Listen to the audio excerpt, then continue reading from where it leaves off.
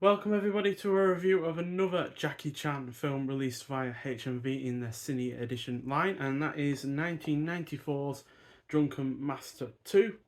So yeah, I personally prefer this film to the prior film, but we'll get into why in a little bit. So yeah, it's directed by Kar-leung, who also did the 36th Chamber of Shaolin, Executioners from Shaolin, and Challenge of the Masters. In the last two of those films, he actually starred in the films as well, although it was only in the latter film that he had a sizable role. And yeah, this is an action comedy kung fu film, clocking in at 102 minutes long. This is now my 28th film that I've seen from Jackie Chan. It also stars Anita Muai, who was also in Rumble in the Bronx and the Heroic Trio, as well as Tai Lung, who was in both the A Better Tomorrow films, the first and second one, as well as Five Shaolin Masters and Shaolin Temple. And it also stars Andy Lau, who we've talked about three times, well, technically two times, but three times in three different films, because it was also in the releases of A Moment of Romance and Rich and Famous, as well as Tragic Hero. Now, those last two were released together in a single set, but they're all three different films. And yeah, all three of those came out this year as well as this one. So yeah, had plenty of Andy Lau films this year, that's for sure. And yeah, returning home with his father after a shopping expedition, Wong Fai Hong is unwittingly caught up in the battle between foreigners who wish to explore ancient Chinese artifacts and loyalists who don't want the pieces to leave the country.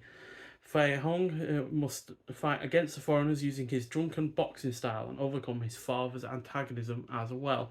So, with a solid balance between its action and humour, this is probably my favourite Jackie Chan film from the 90s, which is thanks to Chan himself being excellent in both of those areas. The supporting cast is also great.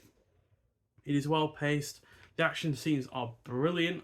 The choreography, the general production value behind those action scenes, how they are shot, all excellent. The production as a whole is also solid, especially as it is a period production piece.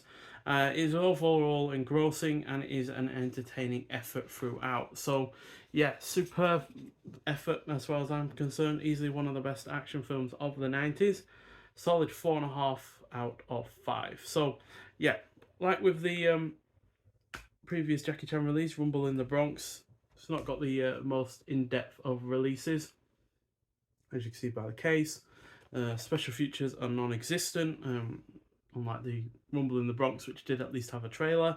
So yeah, that is a little bit disappointing, but I do on the whole prefer the artwork to the box over the Rumble in the Bronx. Now I left these on this time just to show you that these can actually come off, which is always a good thing as far as I'm concerned, because it's a good way of not only getting around the age ratings, but it also means that you can, there we go, also means that you can, make the box look better without having to, you know, go about it another way in terms of getting the age rating on or off. So yeah, that one on the front can also come off. There's usually another one in the corner that is blue for some reason that's not on this one, but still, it's nice that those come off. And then in terms of physical extras, we have another one of these envelope things that holds the other physical extras in it. No, like, quote or anything on this one. And then we get 3 art cards, double-sided, so minor spoilers ahead.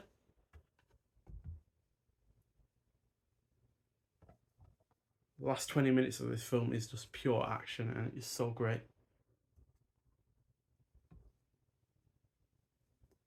And finally,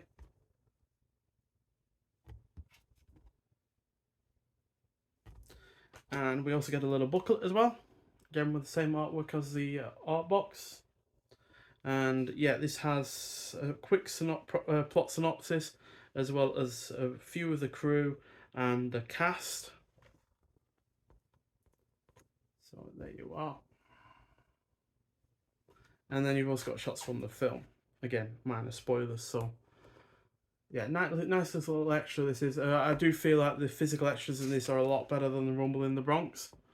Although obviously Rumble in the Bronx did have that that art card that had all the different injuries that Jackie Chan has incurred over his career up until that point, as well as in Rumble in the Bronx itself. But outside of that, it was really rather quite basic.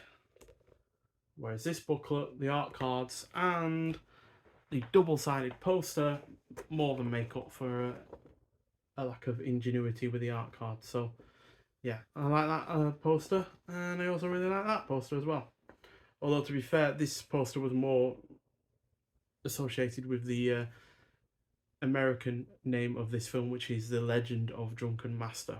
So yeah, which for some reason this film wasn't released in America until 6 years after its initial release in Hong Kong, for whatever reason. But who knows? Maybe because the Rush Hour films had come, exploded into popularity in the late 90s. That they thought, let's look at Jackie Chan's back catalogue and see what else we can bring out from him that can be edited into a film that might suit the tastes of Western audiences. But still, edited version or otherwise, this is still an excellent film. And yeah, the action scenes are glorious. Jackie Chan is great in the lead role. Supporting cast is really good, and yeah, it's just overall an engrossing effort. So yeah, well worth getting and watching if you haven't seen it already. Not sure if this is going to be the ultimate version of this film in this physical release, but yeah, just the fact that I've got 2 more Jackie Chan films in my collection is well worth getting them. But who knows? Maybe new releases from the likes of Eureka will come out or something, because they typically release these kind of films themselves, as we've seen so far this year. So who knows? Maybe they'll get their hands on Hong Kong cut versions of these with a whole host of other extras. But for now, I'm happy with these, and yeah, they at least do look good in terms of the Blu-ray, and the physical extras are nice enough. So yeah, but nonetheless, thank you for watching. And yeah, if you've seen this film before, I'd like to hear your thoughts on it. But nonetheless, I'll see you in the next one. Bye.